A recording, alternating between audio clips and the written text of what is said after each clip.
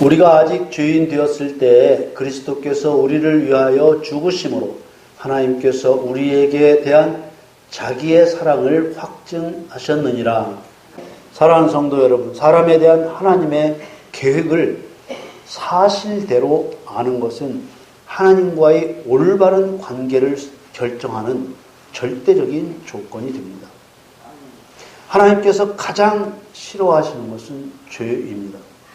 우리 그리스도인들이 하나님과 올바른 관계를 가지기 위해서는 죄가 무엇인지 바르게 알아야만 합니다. 성경에 나오는 인간에 대한 문제는 죄 문제로 시작되어서 죄 문제로 끝을 맺습니다.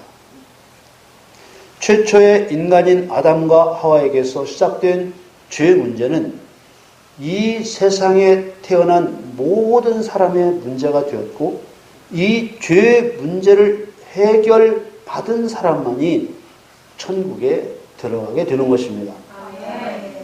인간은 사는 동안 죄 문제를 떠날 수가 없습니다. 인간은 사는 동안 죄 문제를 떠날 수 없을 만큼 그릇 행하기 쉬운 존재이기 때문입니다. 그렇죠? 우리가 살아오면서 모두 경험하고 있는 것처럼 인간은 잘못 행하기 쉬운 존재입니다. 그래서 사람은 누구도 죄에서 자유로울 수 없습니다. 아마 세상을 사는 동안 잘못 없이 살 수 있는 사람은 단 한 사람도 없을 것입니다. 그런데 여러분, 죄의 본질이 무엇인가요?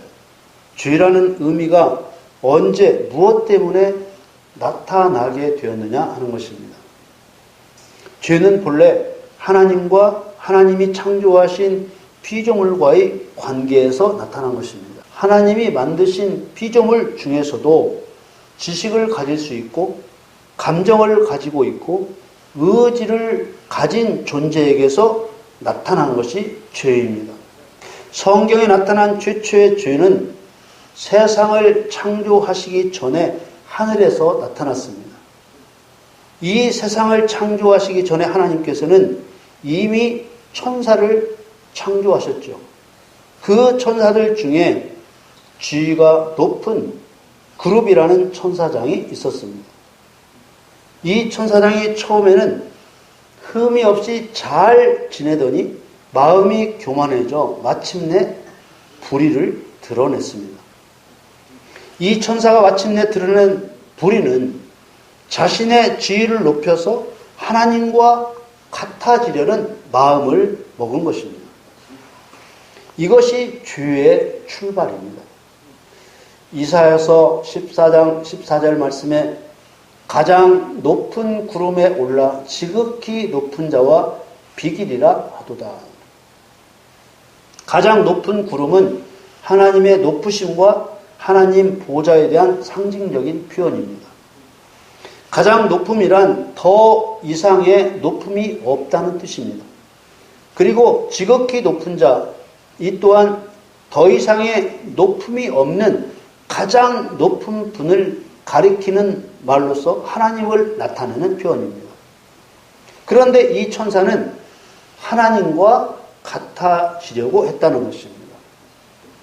피조물인 천사가 창조주이신 하나님과 같아지려는 하나님의 뜻에서 빗나간 생각, 빗나간 행동, 하나님의 뜻에 맞지 않는 그릇된 생각, 그릇된 행동이 나타났고 이것을 죄라고 했습니다.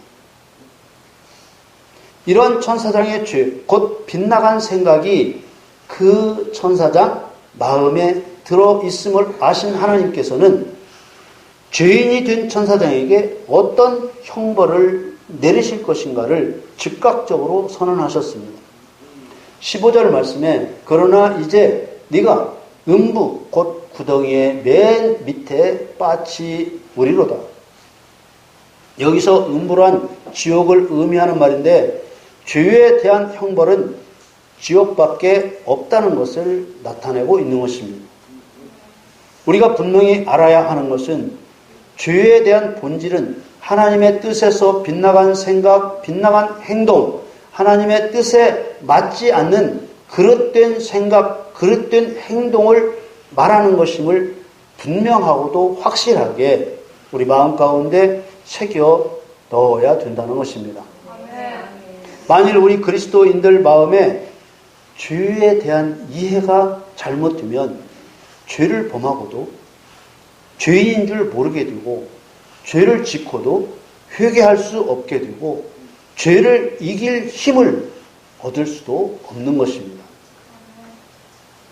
십계명을 비롯한 모든 율법으로 정한 죄들이 죄가 되는 것은 하나님의 뜻에서 빗나간 것들이기 때문입니다.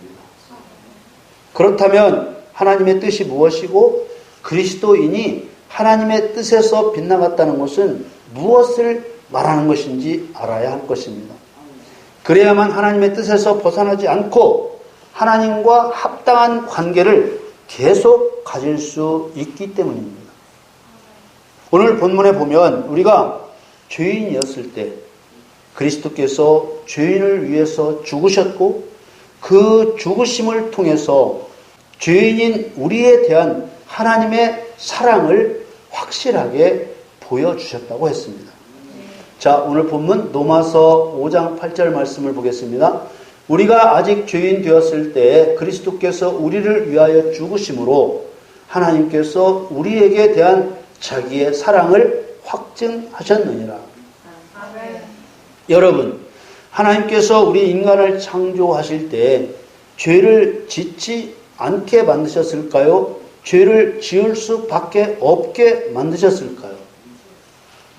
대답하기가 거북스럽습니까? 설마 거룩하신 하나님께서 죄를 지을 수밖에 없는 인간을 만드셨을까? 선하신 하나님께서 죄인을 만드셨다니 천부당 만부당한 일이라는 고정관념을 갖고 있지는 않습니까? 우리가 아직 죄인 되었을 때 그리스도께서 우리를 위하여 죽으셨다는 이 말씀을 우리가 아직 죄에서 벗어나지 못해서 그리스도께서 우리를 위해 죽으셨다는 말이라고 생각하고 있지는 않습니까? 하나님께서 십자가에서 죽으실 예수 그리스도를 계획하신 것은 세상을 창조하시기 전입니다. 하늘도 땅도 사람도 짓기 전입니다. 인간은 그리스도와 그의 피로 구속받아야 되는 죄성을 가진 존재로 지음을 받게 될 것이 창세전에 이미 예정되어 있었습니다. 그래서 성경은 창세전에 그리스도를 통해서 거룩하고 흠이 없게 할 그리스도인들을 택하셨다고 말씀하고 계십니다. 이것은 인간이 그리스도를 힘입어 죄상을 받지 않고서는 하나님 앞에 도저히 설 수가 없는 존재로 지으셨다는 뜻입니다. 그렇기 때문에 그 누구도 자기 힘으로 죄인이 되지 않을 사람은 없는 것이죠. 만일 하나님께서 창조된 인간이 죄짓지 않기를 바라셨다고 하면 하나님의 뜻을 이해할 시작이 틀린 것이기 때문에 하나님이 바라시는 믿음을 가질 수 없게 되는 것입니다. 그러므로 오늘 본문에 나오는 우리가 아직 죄인 되었을 때라는 말씀은 우리가 죄를 짓지 말았어야 되는데 아직 죄에서 벗어나지 못했을 때라는 말이 아니라 처음부터 죄인이었던 그대로 여전히 죄인이었을 때라는 말이 되어야 하는 것입니다. 우리 인간은 예수 그리스도께서 내 죄값을 대신하여 십자가에서 죽으셨다는 사실을 믿어서 예수 그리스도의 십자가 죽음으로 내 죄값을 치르기 전까지는 단 한 번도 죄인이 아닌 때가 없었습니다. 하나님의 뜻에서 빗나간 생각, 빗나간 행동, 하나님의 뜻에 맞지 않는 그릇된 생각, 그릇된 행동, 이 행동이 밖으로 드러나지 않았을 때에도 여전히 죄성을 가진 죄인이었습니다. 우리는 보통 죄가 밖으로 드러나지 않으면 죄가 없다고 생각합니다. 그러나 그렇지 않습니다. 죄가 마음속에 들어있기만 해도 죄인입니다. 사단이 된 천사장이 하늘에서 하나님과 같아지려는 마음의 죄를 범할 때 하나님과 같아지려는 생각을 하게 된 것은 그 천사장 마음 안에 탐심이라는 것이 있었기 때문에 일어난 일입니다. 에덴 동산에서 사단이 하와를 미혹해서 일어난 일이지만 하와가 하나님과 같아질 수 있다는 말을 듣고 선악과를 먹음으로 죄를 실행한 것입니다. 사단은 하나님과 같아지려는 마음의 죄로 인하여 땅에 찍힘을 당하였습니다. 성경에서도 탐심은 죄라고 말씀하셨습니다. 특별히 야고보서 1장 15절에는 욕심이 잉태한 즉 죄를 낳고 죄가 장성한 즉 사망을 낳느니라. 욕심이 잉태한 즉 죄를 낳는다는 이 말은 하나님의 뜻에 빗나간 행동, 하나님의 뜻에 맞지 않는 그릇된 행동은 욕심에서 출발된다는 것을 말하는 것입니다. 욕심이라는 죄성이 없으면 행동도 나올 수 없다는 것입니다. 모든 사람이 처음부터 욕심이라는 이 죄성을 가지고 있는 것입니다. 그렇다면 누가 천사에게 이 욕심이라는 죄성이 있게 했습니까? 누가 사람에게 이 죄성이 있게 했습니까? 바로 하나님이십니다. 하나님께서 피조물인 천사와 사람에게 이 죄성이 있게 하실 때에는 바로 목적이 있었기 때문입니다. 그런데 이 목적을 알려고 하지 않고 하나님께서는 인간이 죄를 짓지 않고 살기를 원하셨다고 그렇게 말하면 사실과 다른 이야기, 성경과 다른 이야기가 되는 것입니다. 이렇게 거짓을 참이라고 믿게 되면 하나님의 목적과 뜻을 이해할 수 없게 되고 마는 것입니다. 하나님께서는 창세전에 사람을 죄성이 있는 죄인으로 창조하셔서 그리스도의 십자가의 죽음으로 죄인의 죄값을 치르게 할 계획을 세우셨던 것입니다. 그러므로 사람이 창조될 때부터 예수님을 믿고 죄상을 받기 전까지는 그 누구도 죄인의 신분을 벗어날 수가 없는 것입니다. 죄인으로 출발하는 인간을 구원하시기 위한 그리스도에 대한 구체적인 하나님의 계획은 그리스도께서 십자가에서 죽으심으로 실행되는 것이죠. 하나님께서 죄의 삭은 사망이라고 하시면서도 죄를 짓는 즉시 사망에 던지지 않고 죄인에 대한 하나님의 오래 참음과 관용이 작동됩니다. 언제까지 참으시고 언제까지 관용하시는 것일까요? 바로 구원자이신 그리스도가 심판하실 때까지입니다. 죄인으로 출발하는 모든 사람에게 십자가 죽으심을 통해 하나님의 사랑을 확실하게 보여주시고 그리스도의 구원을 알려주신 다음에도 죄인에 대해서 오래 참아주시고 너그럽게 참아주시는 관용을 베푸셔서 그리스도께서 심판하실 때까지 기다려주시는 것입니다. 하나님께서 이렇게 하시는 이유는 사람의 의지와 관계없이 죄인으로 출발하게 되었기 때문입니다. 내가 원해서 죄인으로 출발하는 것이 아니라는 거예요. 그러니까 하나님께서는 모두 죄인으로 출발시켜 놓고 시작하시는 거예요. 그래서 반드시 그리스도를 통해서 구원을 받게 하시는 것이죠. 그래서 누구에게도 차별 없이 하나님의 사랑을 부어주시고 그 사랑에 반응하기를 원하시는 것입니다. 모든 사람이 죄인으로 출발하지만 피조물로서는 상상도 할 수 없는 창조주의 십자가 죽음을 통해 죄인의 신분에서 벗어날 기회를 주시려는 것입니다. 오늘 본문을 다시 보겠습니다. 우리가 아직 죄인 되었을 때 그리스도께서 우리를 위하여 죽으심으로 하나님께서 우리에게 대한 자기의 사랑을 확증하셨느니라. 여기서 우리가 가져야 할 당연한 의문이 있습니다. 왜 하나님께서 사람을 죄인으로 만드시고 하나님 자신이 그리스도로 육신을 입고 오셔서 십자가에서 죄인을 위해서 죽는 방식을 통해 당신의 사랑을 나타내셨느냐 하는 것입니다. 로마서 5장 5절 6절을 봅니다.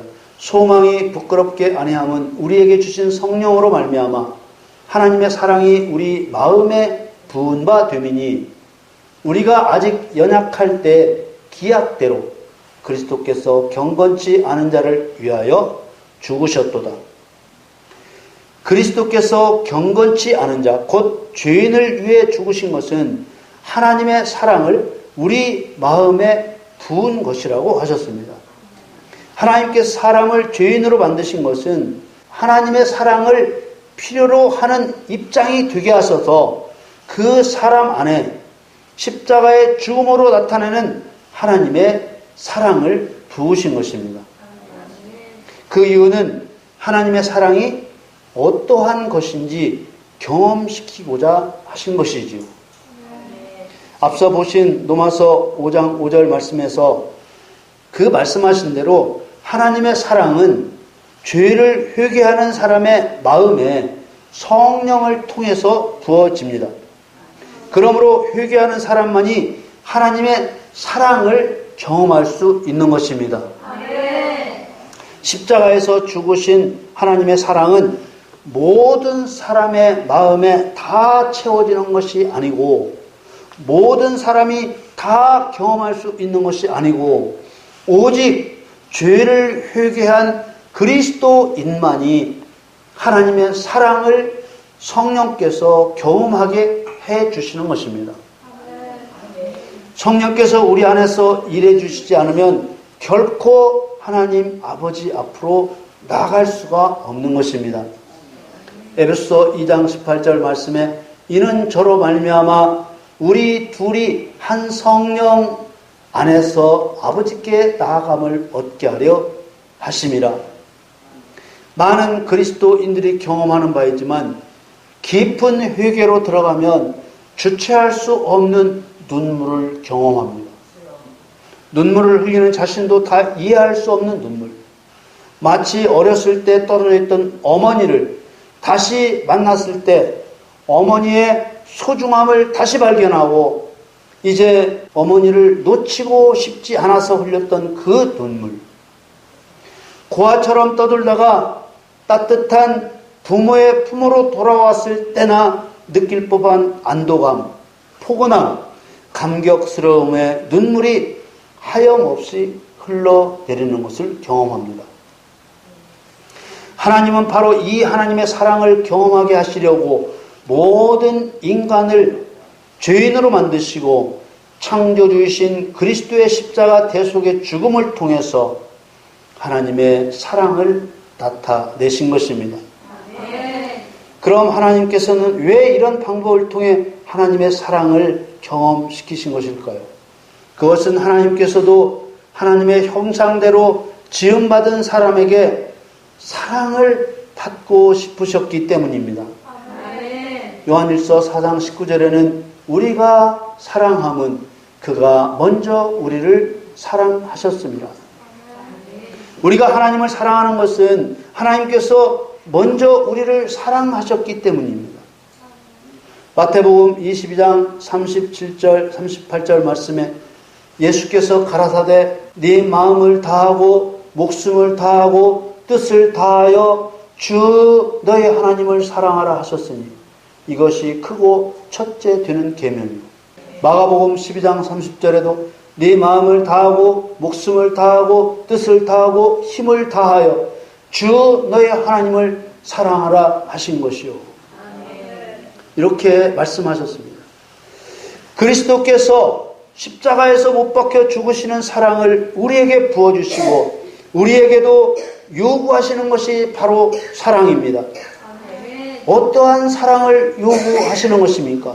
마음을 다하고 목숨을 다하고 뜻을 다하고 힘을 다하는 사랑, 그 사랑을 요구하시는 것입니다. 신명기 13장 3절에는 성품을 다하라는 말씀도 있습니다. 한마디로 하나님께서는 우리에게 완전한 하나님의 사랑을 부어주시고 우리에게서도 완전한 사랑을 요구하시는 것입니다. 그리고 또 천국에서 함께 더불어 살아가게 될 형제를 사랑하라 하셨습니다. 요한일서 4장 20절에 보면 누구든지 하나님을 사랑하노라 하고 그 형제를 미워하면 이는 거짓말하는 자니 보는 바 그 형제를 사랑치 아니하는 자가 보지 못하는 바 하나님을 사랑할 수 없느니라. 만일 누가 부모님을 끔찍히 사랑하면서 형제는 미워한다면 부모의 마음이 어떠하겠습니까? 그리스도인이 하나님은 끔찍이 사랑하면서 믿음 안에서 함께하는 형제를 미워한다면 하나님의 마음이 어떠하시겠습니까? 누가복음 7장에 보면 예수님께서 시몬이라 부르는 바리새인의 집에 초대되었을 때 일어난 일을 기록하고 있습니다. 예수님께서 시몬이라는 바리새인의 초청을 받고 그 집에 들어가 앉아 계실 때 그 동네에 죄인이라고 낙인이 찍힌 한 여자가 예수님께서 바리새인의 집에 오셨다는 소문을 듣고 향유 담은 옥합을 가지고 갔습니다. 그 여자는 예수님 앞에 서지도 못하고 예수님의 뒤 발 곁에 서서 울었습니다. 그 여인이 흘리는 눈물이 예수님의 발에 떨어져 예수님의 발을 적셨고 그 여인은 자신의 머리털로 예수님의 발을 씻겨드렸습니다. 그리고 예수님의 발에 입을 맞추고 옥합에 담긴 향기로운 기름을 부어드렸습니다. 그 광경을 본 예수님을 청한 시몬이라는 바리새인은 예수님을 바라보며 마음속으로 이 사람이 만일 선지자다면 자기를 만지는 이 여자가 누구며 어떠한 자, 곧 죄인 줄 알았으리라. 이렇게 생각했습니다.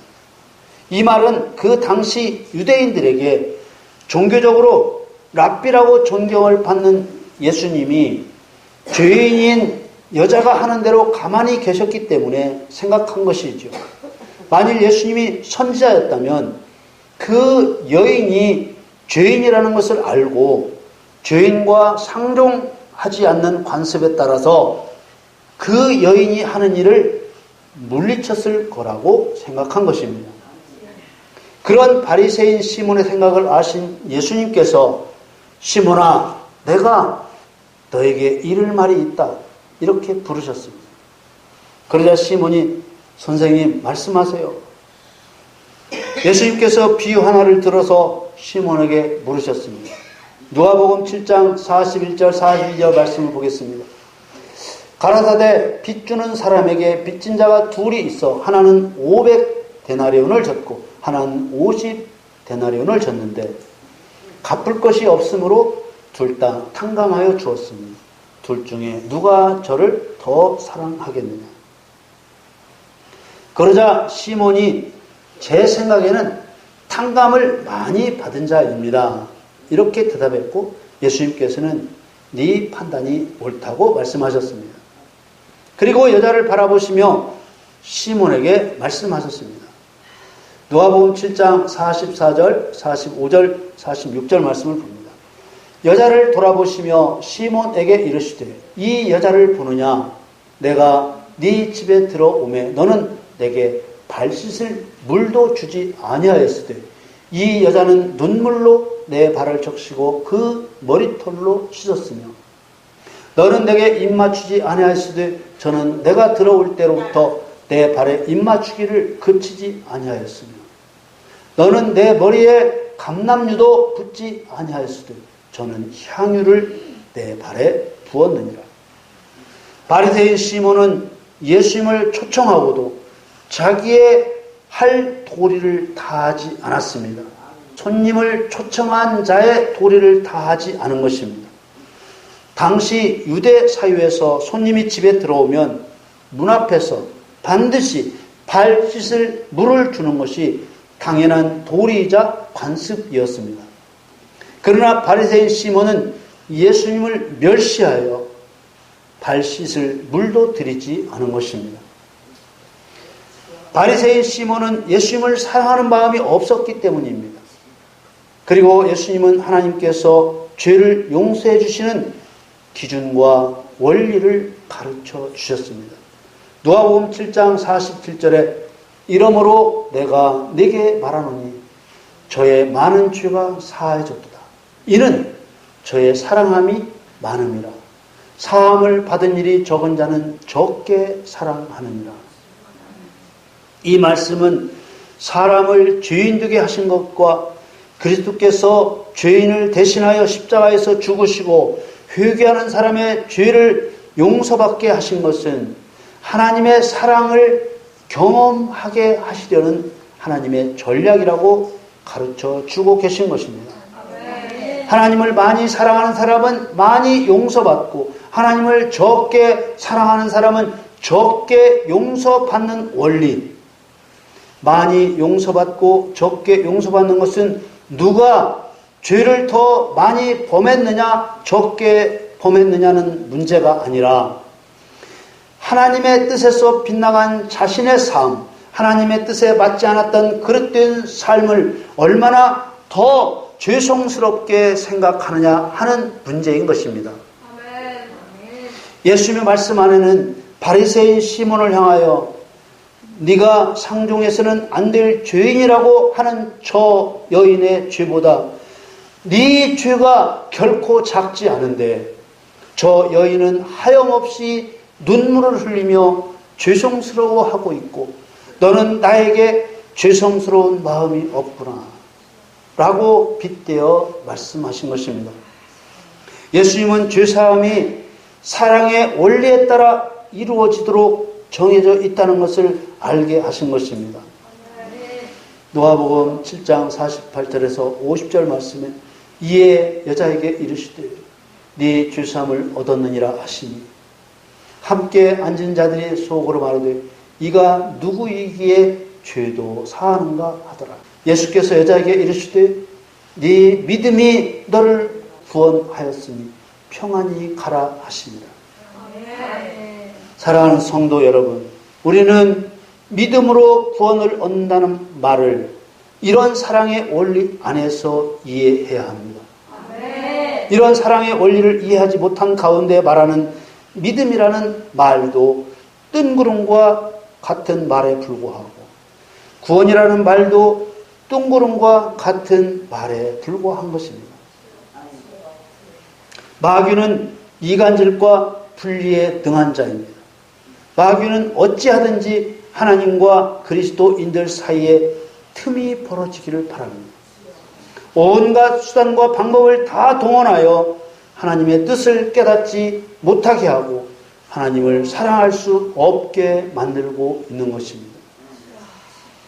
하염없이 눈물로 예수님의 발을 적시고 머리털로 씻겨드리고 발에 입 맞추고 머리에 향유를 부어드린 여인의 회개처럼 하나님의 뜻에서 빗나갔던 내 생각과 행동들, 하나님의 뜻에 맞지 않았던 내 생각과 행동들을 죄송스러운 마음으로 고백하며 마음을 다하고 뜻을 다하고 성품을 다하고 힘을 다하고 목숨을 다하여 주님에 대한 사랑을 실천해 나갈 때 감당할 수 없는 하나님의 은혜를 경험하게 하실 것입니다. 하나님을 사랑할 수 있는 능력은 깊은 고백과 고백에 따른 행동으로만 얻을 수 있는 것입니다. 그래서 믿음과 순종과 사랑은 다른 말 같은 뜻입니다. 하나님을 진실로 믿는 사람은 말씀에 순종하게 되어 있고 하나님을 사랑할 수밖에 없는 것입니다. 순종하는 사람은 믿음이 있는 사람이며 하나님을 사랑하는 사람입니다. 하나님을 사랑하는 사람은 믿음이 있는 사람이고 순종하는 사람입니다. 여러분, 여러분에게 사랑받으시기 위해 죄인이었던 우리들의 마음에 십자가의 사랑을 부으신 하나님의 뜻을 가슴에 품고 진실한 마음으로 하나님을 사랑하실 수 있기를 예수 그리스도의 이름으로 간절히 축원합니다.